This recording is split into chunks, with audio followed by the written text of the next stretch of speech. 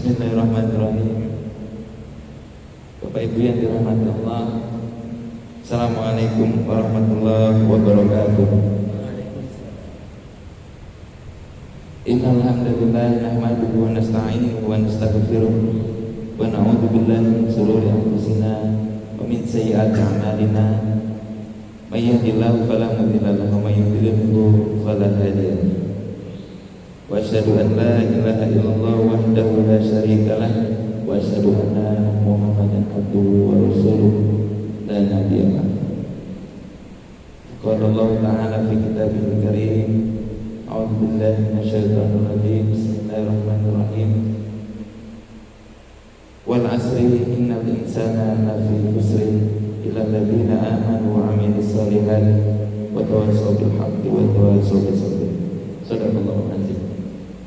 Bersyukur kepada Allah Subhanahu wa taala, kita semuanya dalam subuh yang berbahagia ini memberikan karunia kesehatan, limpahan rezeki, serta semua yang tidak bisa dihitung dengan jari dan akal manusia. Maka tidak ada kata dan ungkapan kecuali dengan mengucapkan alhamdulillahirabbil alamin. Juga tidak lupa salawat dan salam kepada junjungan kita Nabi besar Muhammad sallallahu alaihi wasallam. Bapak Ibu yang dirahmati Allah, dalam kesempatan yang berbahagia ini pernah saya menyampaikan bagaimana bermuamalah tijariyah dalam Islam. Maka di subuh ini saya ingin menyampaikan case study, studi kasus dari apa yang diajarkan oleh Rasulullah SAW dalam berdagang, kemudian dilakukan oleh para sahabat. Salah satu sahabat yang bisa kita jadikan pedoman dalam berniaga atau berdagang adalah Abdul Ka'bah. Abdul Ka'bah ini adalah nama salah satu sahabat sebelum beliau masuk Islam. Tentunya Bapak Ibu tahu siapa Abdul Ka'bah. Setelah beliau menjadi seorang Muslim, kemudian diberi nama siapa? Bapak-bapak ada yang tahu?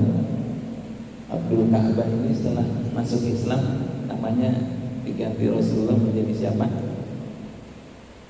Abdurrahman bin Auf. Jadi salah satu dari nama yang dicintai Allah ini selain Abdullah adalah Abdurrahman. Nah, nama beliau setelah masuk Islam menjadi Abdurrahman bin Auf. Percontohan ini ada dua sisi yang ingin saya sampaikan. Pertama, mengapa? Karena Abdurrahman bin Auf sebelum masuk Islam statusnya juga adalah sebagai seorang pedagang. Kemudian setelah masuk Islam juga masih bergelut di bidangnya menjadi seorang pedagang. Namun setelah keislaman Abdurrahman bin Auf, tijarahnya, niaganya jauh lebih sukses dibandingkan sebelum beliau masuk Islam atau berislam. Poin yang kedua, kalau seseorang sudah memiliki modal, usahanya sudah berjalan, tentu sulit untuk diikuti bagi seseorang yang ingin baru memulai tijarahnya, niaganya, bisnisnya. Tapi Abdurrahman bin Auf pernah mengalami di posisi yang sama pada saat masa hijrahnya dari Mekah ke Madinah. Abdurrahman bin Auf memulai usahanya dari nol kembali. Ini bisa menjadi percontohan, bisa menjadi rujukan bagi satu orang yang pernah menjalankan niaga atau usahanya, dan kedua orang yang ingin memulai usahanya. Karena dua posisi ini pernah dijalankan oleh sahabat Rasulullah SAW yang dijamin masuk surganya. Apa yang dilakukan Abdurrahman bin Auf pada masa hijrahnya dari Mekah ke Madinah? Semua harta perniagaan dan kekayaan yang dimilikinya ditinggalkannya di kota Mekah karena tertawan. Yang tertawan ini harta kekayaan. Dia memilih hijrah dengan meninggalkan semua kekayaannya, ikut dengan Rasulullah SAW ke kota Madinah, Maka di posisi ini Abdurrahman bin Auf tidak membawa modal sama sekali kecuali hanya pakaian yang melekat dengan badannya. Jadi kalau ada hari ini orang yang ingin memulai usaha, statusnya sama, posisinya sama, keadaannya sama dengan Abdurrahman bin Auf, bismillah. Dengan salah satu apa yang dipercontohkan sahabat ini, insya Allah kalau dilakukan dengan benar dan baik sesuai dengan syariat, akan banyak keberkahan yang diterima. Abdurrahman bin Auf masa hijrahnya ke Madinah dipertemukan dengan sahabat Ansornya bernama Sa'ad bin Rabi. Sa'ad bin Rabi ini juga salah satu pedagang kaya di kota Madinah. Pada masa dipertemukan, Abdurrahman bin Auf mendapatkan tawaran, satu tawaran hartanya. Kalau Abdurrahman bin Auf menginginkan harta, maka harta Sa'ad bin Rabi dibagi menjadi dua. Setengahnya untuk Abdurrahman bin Auf, setengahnya masih menjadi milik Sa'ad bin Rabi. Dua tawaran berikutnya, kalau Abdurrahman bin Auf ingin memiliki rumah, maka dia bisa mendapatkan salah satu rumah yang dimiliki oleh Sa'ad bin Rabi. Tawaran ketiga, kalau Abdurrahman bin Auf ingin memiliki istri, karena istrinya tinggal di kota Mekah, tidak mau ikut, lebih baik memilih hartanya dibandingkan hijrah ke kota Madinah, maka Abdurrahman bin Auf berangkat ke kota Madinah dengan meninggalkan istrinya. Dia mendapatkan tawaran istri dari Sa'ad bin Rabi. Kalau Abdurrahman bin Auf menginginkan istri Sa'ad bin Rabi, maka dia bisa memilih salah satu dari istri Sa'ad bin Rabi yang diinginkannya, maka Sa'ad akan menceraikannya dan memberikannya kepada Abdurrahman bin Auf. Tapi apa jawaban dari Abdurrahman bin Auf? Dullani al-sur. Ketika ditawarkan tiga tersebut, beliau mendoakan kepada Sa'ad bin Rabi semoga mendapatkan keberkahan hartanya dan keluarganya. Tapi yang luar biasa, beliau menyebutkan dullani al-sur. Tidak diterima tiga tawaran besar tersebut, hanya bertanya, tunjukkan kepadaku di mana pasar. Ini poin pertama yang menjadi pelajaran bagi kita semua.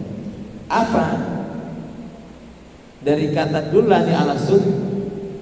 Ada dua pelajaran penting. Dari jawaban Abdurrahman bin Auf dengan menyebutkan dullani ala sur, tunjukkan kepadaku di mana pasar. Satu pelajaran pertama adalah bahwa pasar yang kita sebut dengan market itu penting untuk memulai usaha. Jadi kalau kita memiliki market, maka produk yang ingin kita jual itu sangat terbuka. Jangan terbalik. Jangan kita mencari market untuk produk kita, tapi buatlah produk yang sesuai dengan market kita. Kalau kita bersinggungan, memiliki kegiatan yang sangat dekat dengan kehidupan selama masa dan umur usia kita, lihat sekelilingnya, siapa yang paling dekat di sekitar kita, apa kompetensinya, apa kebutuhannya, apa profesinya, maka baru tentukanlah produknya.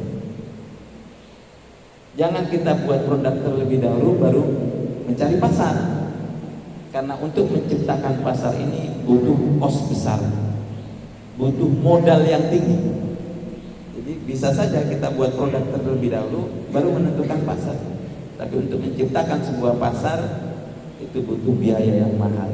Tapi kalau kita balik, kita lihat dan jadi melihat lingkungan di sekitar kita, masyarakat kita hidup di sekitarnya, bagaimana budaya masyarakat itu memenuhi kebutuhan hidupnya, maka di saat itu juga kita bisa menentukan dari kejelian kita produk yang ingin kita pasarkan di sekitar masyarakat di mana tempat kita tinggal.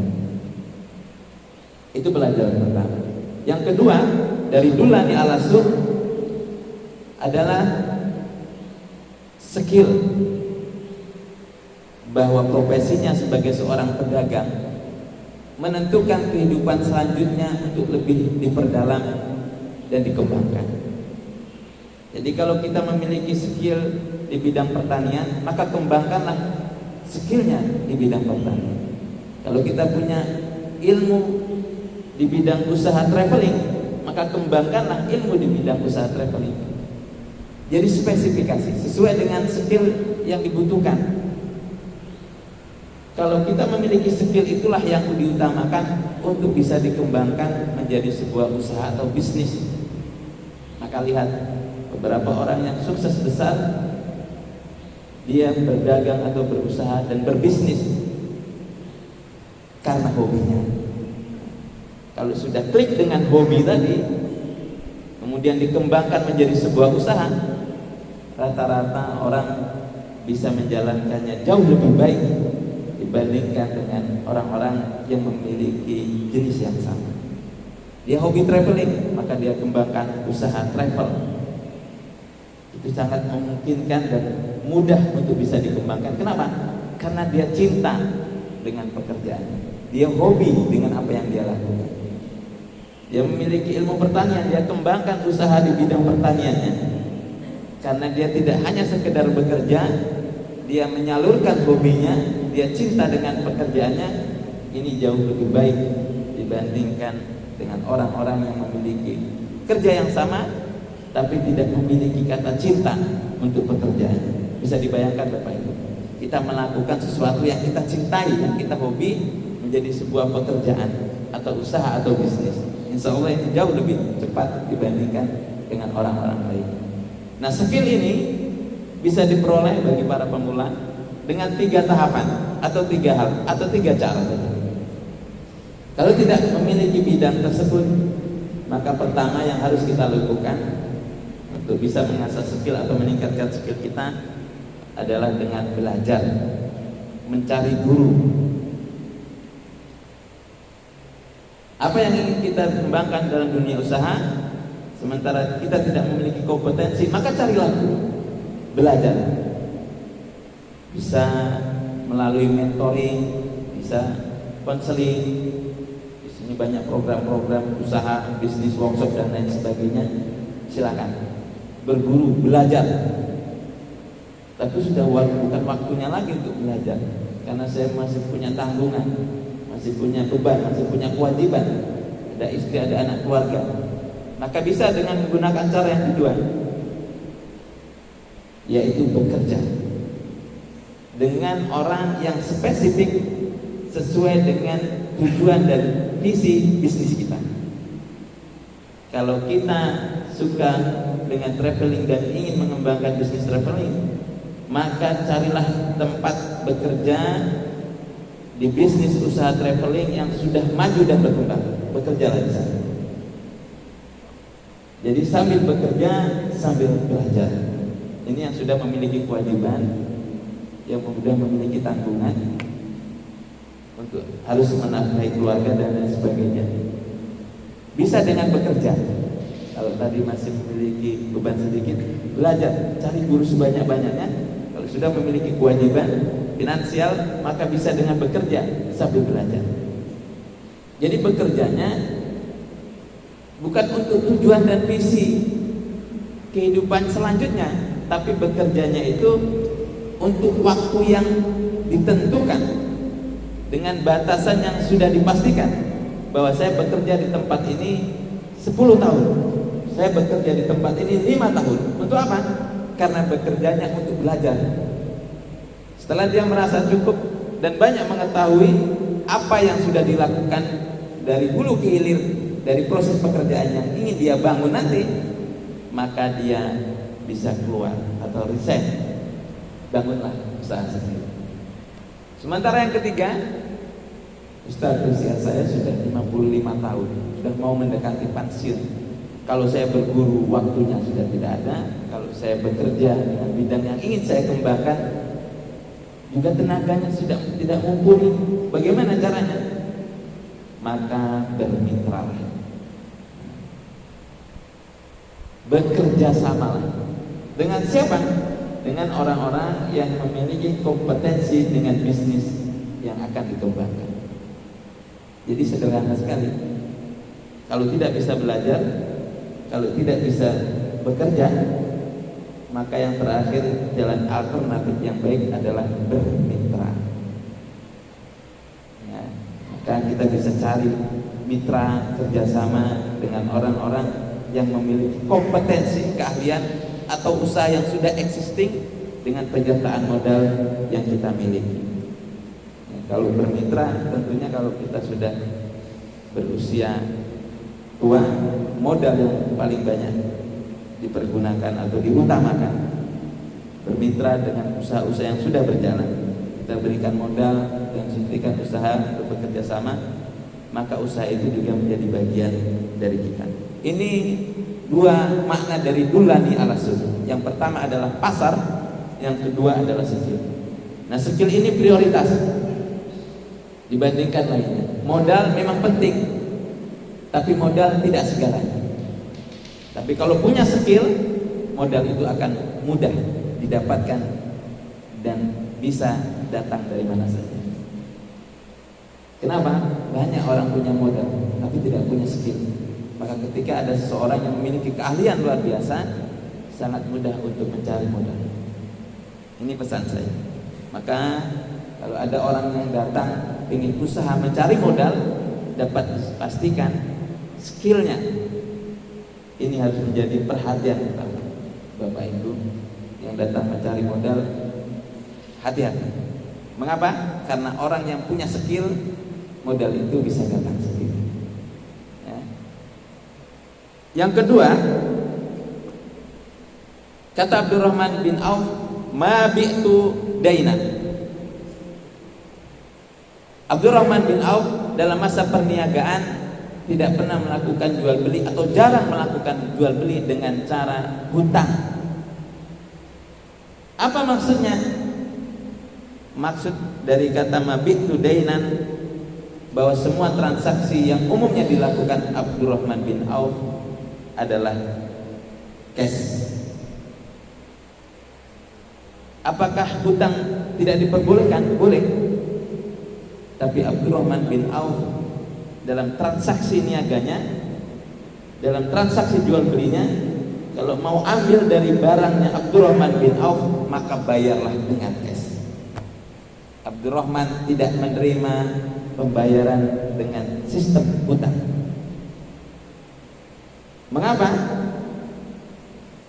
Konsekuensi hutang ini luar biasa. Bahkan dalam agama, orang yang meninggal masih meninggalkan hutang, Rasulullah SAW tidak mau mensolatkannya. Sebab mengapa? Karena panjang dari proses hutang ini. Bapak Ibu tahu sendiri, yang sudah menjalani hidup puluhan tahun pasti pernah berhutang. Lika-liku hutang ini dampaknya luar biasa. Bisa memutus tali persaudaraan, bisa merusak tali persahabatan, apalagi hubungannya dengan penjual dan pembeli yang ketemunya tidak setiap hari. Setelah menerima barang dengan akad cicil hutangan tadi, tidak pernah muncul. Tahu-tahu muncul di warung sebelah. Wah, ini kan merusak tali persahabatan, Bapak Ibu ya. Ya, tali perniagaan. Meskinya hubungan konsumen dengan penjualnya baik, ini buruk karena hutang tadi. Ini bunyi apa tadi, Ustaz? Selesai. Jam 6. Baik, ma bi'tu dainan. Jadi tidak menjual kecuali dengan cash. Abdurrahman bin Auf. Yang ketiga, wa ma uridu an arbaha katsiran. Kata Abdurrahman bin Auf, saya tidak mau mengambil untung yang banyak.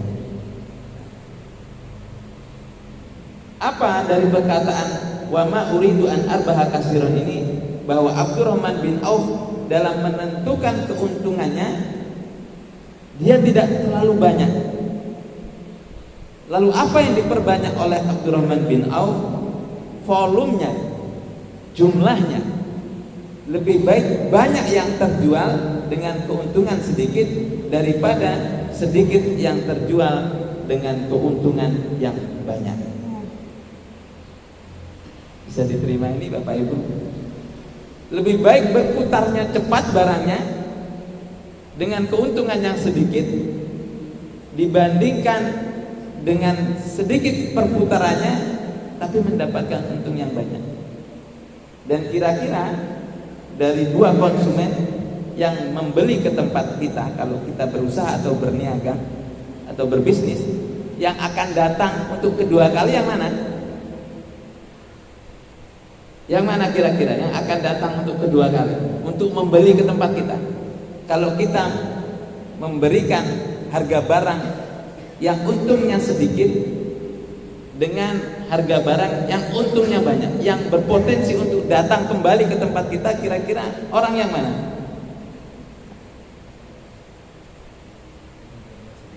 Yang untungnya sedikit karena harganya lebih murah, perputarannya cepat. Jadi dia mengutamakan volume, jumlah barangnya diperbanyak, untungnya sedikit. Puternya sama dengan yang tadi harganya tinggi, banyak, namun terjualnya sedikit, ketemunya nanti sama. Jadi ini hanya permainan strategi saja. Yang jualnya sedikit, untungnya banyak, konsumennya tadi tidak mau datang karena harganya tinggi, sementara yang terjual banyak dengan keuntungan sedikit, dia akan menjadi pelanggan setia. Semua orang tahu di toko sana barangnya murah-murah, dia akan datang berkali-kali. Jadi fokus dengan volume, dengan jumlah, dengan banyaknya barang yang diperjualbelikan. Untungnya diambil sedikit saja, kecil saja keuntungannya, tapi dia bermain di volume atau jumlah barang. Pelajaran yang keempat, walam astari ma'iban, dan saya tidak pernah melakukan jual beli barang yang cacat atau tidak baik. Apa yang menjadi garansi dari semua orang yang membeli barang di tempat Abdurrahman bin Auf adalah produk quality. Kualitas produk yang selalu dijual Abdurrahman bin Auf adalah kualitas terbaik. Jadi apapun yang dijual oleh Abdurrahman bin Auf tidak pernah mengecewakan pelanggan atau konsumen. Selalu apa yang dibeli di situ, kalau seandainya dia beli samin, itu minyak yang dijual Abdurrahman bin Auf, dia bagus kualitasnya. Kalau dia beli susu yang difermentasi, dia bagus kualitasnya. Kalau seandainya Abdurrahman bin Auf itu jual kurma, kurma juga kualitasnya kualitas terbaik. Jadi benar-benar apa yang diperjualbelikan Abdurrahman bin Auf, kualitas produknya adalah produk-produk pilihan yang tidak memiliki cacat atau kekurangan, sehingga memberikan kesan kepuasan untuk seluruh pelanggan atau konsumen. Ini penting Bapak Ibu. Jadi kalau kita buat pasar buah, pastikan bahwa buah-buah yang kita jual adalah buah-buah yang memiliki kualitas terbaik. Kalau seorang pedagang buah, tidak mungkin dia tidak tahu ini buahnya manis, ini melonnya manis, ini semangkanya merah, ini pepayanya manis. Kan memang bidangnya. Saya ini termasuk orang yang tidak tahu kualitas buah. Jadi kalau pilih semangka, dibuka kadang pucat semangkanya. Ya, mungkin pernah jatuh Ustaz ya semangka, jadi pucat. Ya, tapi ada orang yang tertentu pilih semangka ditepuk-tepuk, tepuk diangkat, bawa pulang belah merah. Kenapa? Tahu ilmunya. Saya tidak tahu. Ya. Sama juga beli pisang, kelihatannya saja besar pisangnya. Wah, orang lihat pisangnya, oh ini pisangnya bagus, kita beli. Bukan, ada kelas-kelasnya itu ya, pisang yang dibeli tadi. Karena tidak tahu. Tapi ada orang yang spesifikasi memiliki ilmu buah itu, tahu ini pisangnya bagus, diambil saja. Meskipun bentuknya tidak sebesar yang tadi dibeli, tapi karena memang tahu ini pisang tua, ini pisang muda, ini pisang baik, pisangnya manis. Itu dari mana? Skill tadi, pengetahuan. Maka dalam jual beli pun yang tidak memiliki keilmuan itu seperti jual beli ijon, itu tidak diperbolehkan. Menaksir, Bapak Ibu ada penjual ikan naksir jumlah kolam di ikan dengan diberi makan begini kemudian ditentukan harganya. Kalau bukan pelakunya ini tidak diperbolehkan karena tidak punya ilmunya. Tadi ya, jadi produk quality harus menjadi garansi sehingga semua orang yang membeli tidak pernah kecewa dan pasti kembali ke tempat dia membeli barang tersebut. Beli buah manis pasti kembali, beli pakaian kualitasnya baik pasti kembali, ya, beli apa saja pasti dia akan kembali. Kenapa? Karena quality produknya yang selalu dijual oleh Abdurrahman bin Auf adalah kualitas terbaik. Dan yang kelima, Abdurrahman bin Auf menyebutkan wallahu yubariku liman yasha. Tujuan dari perniagaan Abdurrahman bin Auf adalah keberkahan. Mengapa dia lakukan semuanya itu? Dari transaksi jual beli harus cash, karena dia mengharapkan keberkahan. Hutang bisa, tapi panjang ceritanya. Ya. Kenapa dia meminimalkan dari keuntungan atau profit tadi? Dia ingin berkah. Karena semua orang yang datang sebagai konsumen membeli itu adalah orang yang membutuhkan. Maka dia tidak hanya datang sebagai seorang penjual, tapi dia datang sebagai orang yang penolong. Dia rendahkan keuntungannya agar orang yang membutuhkan tadi dapat membeli barang dengan uang yang dia miliki. Kenapa? Karena orientasinya adalah ibadah, keberkahan dari transaksi jual beli. Jadi Abdurrahman bin Auf dalam perniagaan fokusnya adalah ibadah. Semua yang mempermudahkan pembeli maka dia lakukan, termasuk menjaga kualitas produknya tadi adalah bagian dari ibadah. Maka dalam perniagaan ini luar biasa. Ya, pasar itu kata Rasulullah adalah tempatnya setan. Tapi di satu hadis menyebutkan seorang peniaga yang jujur, amanah, dia bersama para nabi, bersama para syuhada. Kan dua hal yang berbeda. Satu menyebutkan bahwa pasar itu tempatnya setan, satu lagi menyebutkan seorang pedagang yang jujur, amanah dan lain sebagainya, tempatnya nanti bersama para nabi dan para syuhada. Luar biasa. Itu dua indikasi yang berlawanan. Maka kalau kita mengambil indikasi yang kedua dengan peraturan-peraturan perniagaan yang diajarkan oleh Islam, mengharapkan fokus dengan ibadah tadi untuk mengharapkan keberkahan Allah Subhanahu wa taala, maka obsesi perniagaannya bukan obsesi ingin mengumpulkan harta di dunia, ingin menumpuk harta di dunia, tapi obsesinya adalah berniaga untuk akhirat karena niatnya adalah ibadah kepada Allah Subhanahu wa taala. Jadi kalau buka toko niatnya beribadah, bertani niatnya beribadah, pergi ke kantor bekerja niatnya beribadah. Obsesinya dalam aktivitas pekerjaan kita adalah akhirat.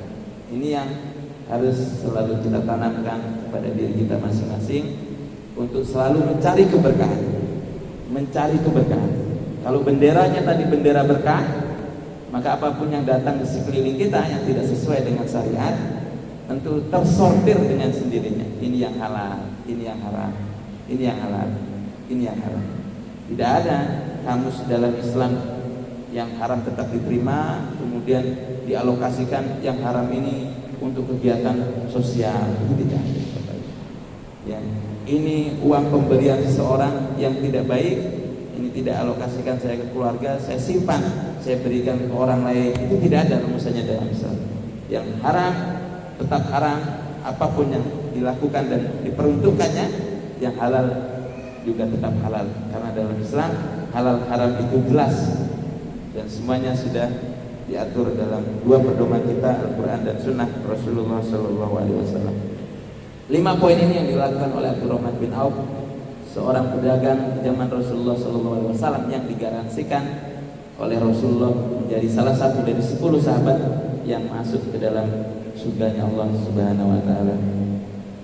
Dari 5 ini semoga menjadi pelajaran untuk kita semuanya, khususnya bagi bapak ibu atau anak-anak remaja yang ingin memulai usahanya di bidang bisnis, bisa mencontoh bagaimana kehidupan Abdurrahman bin Auf. Ada bukunya, namun dalam teks bahasa Arab judulnya Abdurrahman bin Auf. Ini bisa dibaca bagaimana riwayatnya dari salah satu teman sahabat Rasulullah yang tajir melintir, kata orang zaman sekarang ya, sebut kalau di bahasa YouTube itu sultan. Ada crazy rich, ya itu bahasa-bahasa anak-anak sekarang. Nah ini Abdurrahman bin Auf juga adalah salah satu contoh kita yang bisa menjadi teladan dan menjadi rujukan referensi untuk transaksi perniagaan atau bisnis atau usaha dalam kehidupan kita. Usikum wa nafsi bitaqwallah. Semoga kita semuanya mendapat keberkahan oleh Allah Subhanahu Wa Taala. Assalamualaikum warahmatullahi wabarakatuh.